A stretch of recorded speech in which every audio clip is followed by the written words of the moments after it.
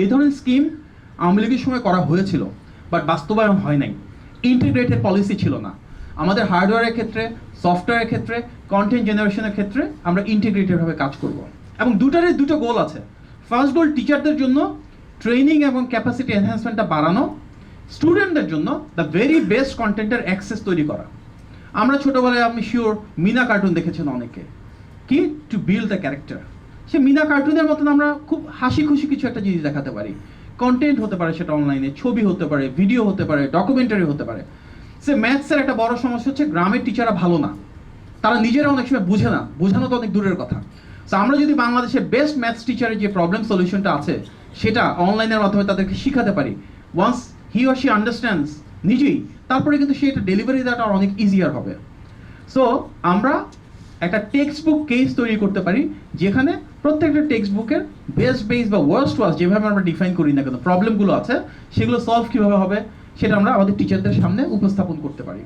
ই বুকে ট্রান্সফর্ম করতে পারি, প্রত্যেকটা বই ই বুকে চলে আসতে পারে। সো তার মানে কি যে আমরা প্রজেক্টর বা মাল্টিমিডিয়া ক্লাসরুম যখন নিয়ে আসবো, ব্ল্যাকবোর্ড চলে যাবে না, ব্ল্যাকবোর্ডের জায়গা থাকবে। That is the more traditional system, সেটাও থাকবে। Additional it will come up as an add on option, যাদের প্রয়োজন তারা ইউজ করবেন।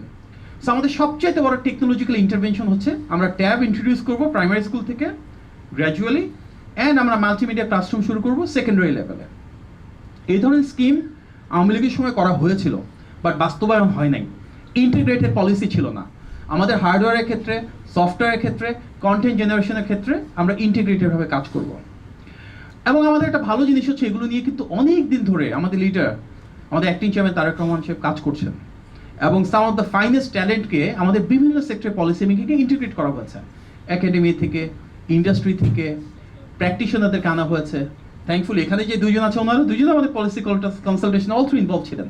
শাহির ছিলেন, অনিক ভাই ছিলেন, and there are various other people. আমরা এক্সপেক্ট করছি ওনারা শুধুমাত্র ওনাদের ব্রেইনটাই দিবেন না, সামনে একটু লেবারও দিবেন। যখন ইনশাল্লাহ বিএনপি গভর্নমেন্টে আসবে, সবাই যার যার অবস্থান থেকে will work together as one team. আমাদের আরেকটা বড় ইচ্ছা, আমাদের acting chairman mister Tarique Rahman বলেন যে আগামীর বাংলাদেশে সবচেয়ে ইম্পর্টেন্ট হচ্ছে এথিক্স অ্যান্ড মোরাল ব্রিংটা ঠিক করা আমাদের স্টুডেন্টদের ভেতরে।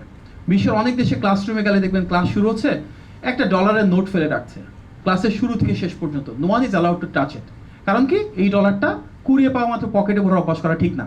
This is trained from a very early childhood. সেইভাবে কিন্তু ক্যাপাসিটি এনহান্স করা যায় in terms of moral upbringing. আমাদের মূল লক্ষ্য, আমরা এই এথিক্সটা আমাদের একদম স্কুলের বাচ্চাদেরকে ফার্স্ট থেকে শুরু করতে চাই। যার কারণে ক্লাস 6 থেকে আমাদের একটা নতুন কোর্স থাকবে, যার নাম হচ্ছে learning with happiness. As the name says, এর মানে আমাদের শিক্ষা ব্যবস্থা হবে আনন্দময়। জোর করে চাপিয়ে দেওয়ার কোনো কিছু থাকবে না। একজন মানুষকে জোর করে পড়ায় ডাক্তার ইঞ্জিনিয়ার করতে হবে, ওই কালচারের দরকার নাই। কারো আর্টস পছন্দ, সে আর্টিস্ট হোক। কারো ড্রয়িং পছন্দ, সে করতে পারে। কারো গান পছন্দ, কারো নাচ পছন্দ। রাষ্ট্রের দায়িত্ব কি? স্টেটের মূল দায়িত্ব হচ্ছে একটা প্ল্যাটফর্ম প্রোভাইড করা, যেখানে every citizen has a same opportunity to grow. যে বিষয়ে তার পছন্দ, সে সেটাতে ভালো করবে।